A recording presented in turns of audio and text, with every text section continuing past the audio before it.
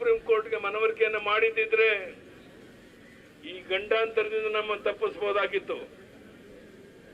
ಇವತ್ತು ಕುಡಿಯುವ ನೀರಿನ ಹಾಹಾಕಾರ ಇರುವಂತ ಸಂದರ್ಭದಲ್ಲಿ, ಉಸಿರು ಕಟ್ಟುವಂತ ಪರಿಸ್ಥಿತಿ ಇರುವಂತ ಸಂದರ್ಭದಲ್ಲಿ,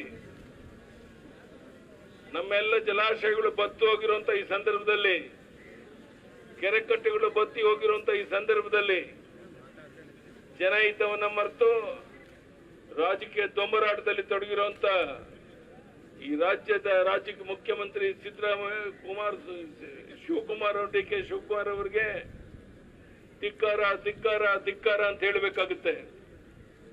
ನಿಮ್ಗೆ ಜನಹಿತ ಮುಖ್ಯ ಅಲ್ಲ, ನಿಮಗೆ ಮುಖ್ಯಮಂತ್ರಿ ಸ್ಥಾನದ ಮುಖ್ಯ ಅನ್ನುವಂಥದ್ದು ಸ್ಪಷ್ಟವಾಗಿದೆ.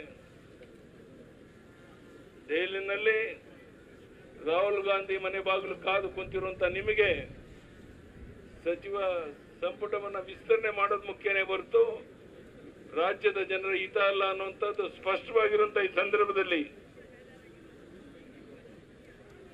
ನಮ್ಮ ರೈತರು ಈ ಸಂಕಟದಲ್ಲಿ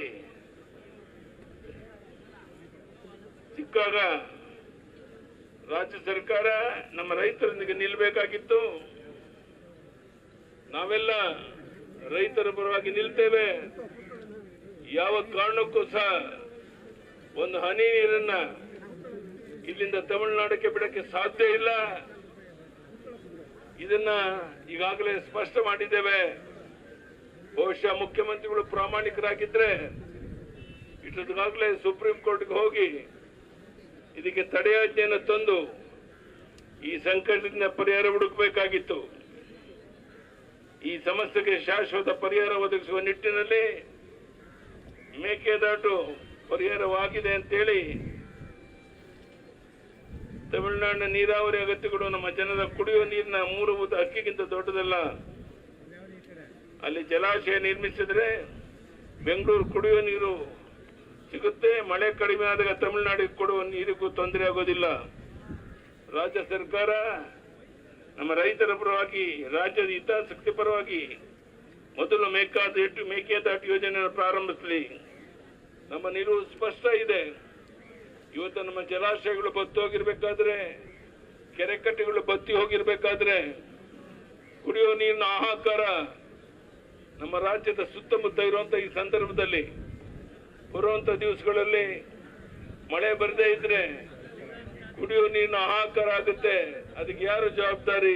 ಈ ರಾಜ್ಯದ ಮುಖ್ಯಮಂತ್ರಿಗಳು ಕೇಳಕ್ಕೆ ಇಚ್ಛೆ ಪಡ್ತೇನೆ. ಇದು ಯಾವುದನ್ನು ಗಂಭೀರವಾಗಿ ಚಿಂತೆಯನ್ನು ಮಾಡದೇನೆ ಕೇವಲ ಮಂತ್ರಿಮಂಡಲ ವಿಸ್ತರಣೆಯ ಗೊಂದಲದಲ್ಲಿ ಸಿಕ್ಕಿ ಜನಹಿತವನ್ನು ಮರೆತಿರುವಂತಹ ಈ ರಾಜ್ಯದ ಮುಖ್ಯಮಂತ್ರಿ ಆಡಳಿತ ವೈಖರಿಗೆ ಧಿಕ್ಕಾರ ಧಿಕ್ಕಾರ ಧಿಕ್ಕಾರ ಅಂತ ಹೇಳುವಂತದ್ದು ಬಿಟ್ಟು ಬೇರೆ ಮಾತಾಡಕ್ಕೆ ಸಾಧ್ಯ ಇಲ್ಲ. ಇಂಥ ವಿಶೇಷವಾದ ಸಂದರ್ಭದಲ್ಲಿ ನಮಗೆ ನಮ್ಮ ಮಾಧ್ಯಮದ ಸ್ನೇಹಿತರ ಸಹಕಾರ ಮುಖ್ಯ. ನೀವು ವಾಸ್ತವಿಕ ಸಂಗತಿಯನ್ನ ಈ ದೇಶದ ಜನರಿಗೆ ತಿಳಿಸುವಂತ ಪ್ರಾಮಾಣಿಕ ಪ್ರಯತ್ನ ಮಾಡ್ತಾ ಇದ್ದೀರಾ. ನಮ್ಮ ಹೋರಾಟದ ಜೊತೆಗೆ ನಿಮ್ಮ ಸಹಕಾರ ಇದ್ರೆ ಯಾವ ಕಾರಣಕ್ಕೂ ಕುಡಿಯುವ ನೀರಿನ ಹಾಹಾಕಾರ ಇರುವಂತ ನಮ್ಮ ರಾಜ್ಯದ ಈ ದುಸ್ಥಿತಿನಲ್ಲಿ ಒಂದು ಹನಿ ನೀರು ಬಿಡಕ್ಕೆ ಸಾಧ್ಯ ಇಲ್ಲ. ಈ ಮಾತನ್ನ ಸ್ಪಷ್ಟ ಮಾಡ್ತಾ ಇವತ್ತು ಈ ಹೋರಾಟದಲ್ಲಿ ಪಾಲ್ಗೊಂಡಿರುವಂತ ನಮ್ಮೆಲ್ಲ ಬಂಧುಗಳಿಗೆ, ಮಾಧ್ಯಮದ ಸ್ನೇಹಿತರಿಗೆ ವಂದನೆ, ಅಭಿನಂದನೆಯನ್ನು ಸಲ್ಲಿಸಿ ನನ್ನ ಮಾತನ್ನು ಮುಗಿಸ್ತೇನೆ.